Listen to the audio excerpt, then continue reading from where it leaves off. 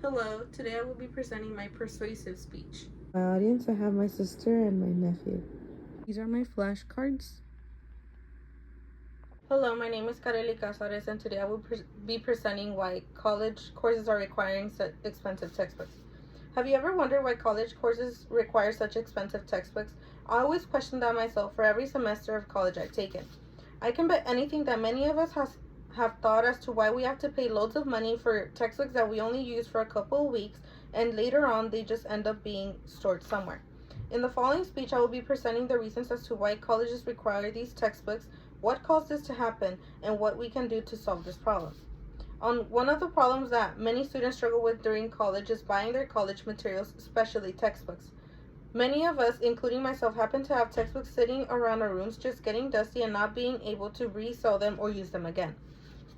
Many of the times if a professor asks for a textbook, many students opt out to not purchasing it due to not using it completely. According to Why You Ought to Think Twice Before Assigning a Pricey Textbook from 2015, Doug Ward states an experience he had with his son.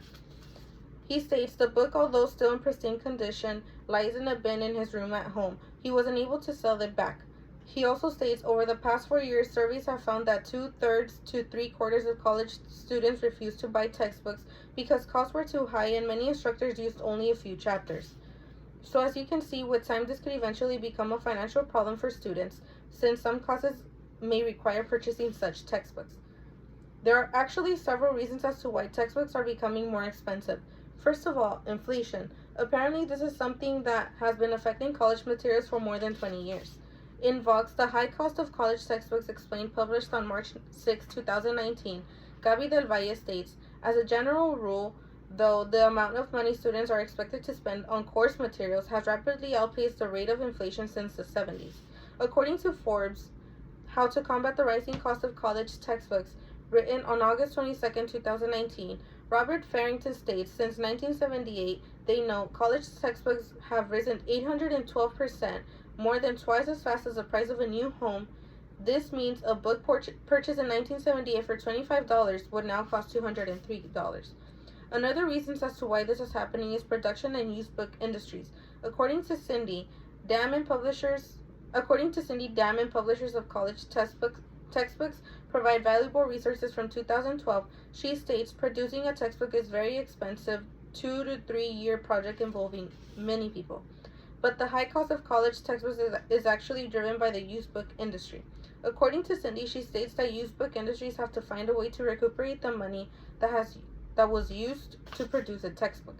The third and last reason is that companies are producing updated textbooks more often. According to the YouTube video Why College Textbooks Are So Expensive in 2019, the speaker states almost 80% of the textbook industry is dominated by 5 major publishers, and they're doing everything in their power to make sure the students keep buying new textbooks. They also state publishers started bundling new textbooks with special codes that restricted access, forcing students to buy new textbooks at full retail prices. So as you can see, there are actual reasons as to why this is happening.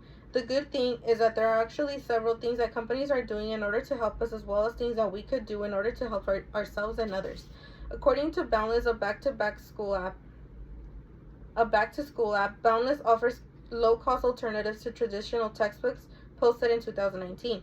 They state Boundless has set out to offer students low-cost alternatives to their traditional textbooks by collecting information and curating it into a free or low-cost textbook. Another solution is that libraries are offering grants to help faculty with textbook alternatives. According to NCSU Libraries, offering grants to help faculty develop free or low-cost open textbook alternatives, published in October 2014, David Free states, in the latest of several initiatives designed to help students reduce the expense of textbooks as part of their university education and make it easier for faculty to explore and create new resources for their teaching, the North Carolina State University Libraries is inviting the NCSU faculty to apply for grants to adopt, adapt, or create free or low-cost open alternatives to today's expensive textbooks. Lastly, there are some things that we as students can do as well. First, renting or purchasing physical or electronic textbooks copies outside of school. Some websites like Amazon or Chegg have good deals sometimes. Second, sharing textbooks with classmates. If you happen to enjoy sharing, you can offer to lend your book or send the link of your book to whoever you want, and you can help many people financially. Third, donating your book. If you ended up purchasing a textbook and don't know what to do with it, you can always donate it. Lastly, you can contact the Chancellor's office. If you visit the California Community College's website, you can complete the Chancellor's office complaint form as well. So as you can see, important people in large communities are noticing how purchasing college textbooks can become a problem. So thankfully, we are not alone in this. As you can see, this isn't a problem that only I have struggled with, but many other students as well. Sadly, this problem that has been going on for a while, and we can't really expect college textbooks to become less expensive anytime soon. Also, the production of textbooks won't be stopping anytime, as well as inflation. So the best option we have as students are some of the solutions mentioned before in order to save money. In conclusion, we can all agree that paying hundreds of dollars for textbooks that will be used once is not okay. Like mentioned before, there's not really a way to escape this, but the best thing we could do is to make the decision that best benefits us most financially and economically. Thank you.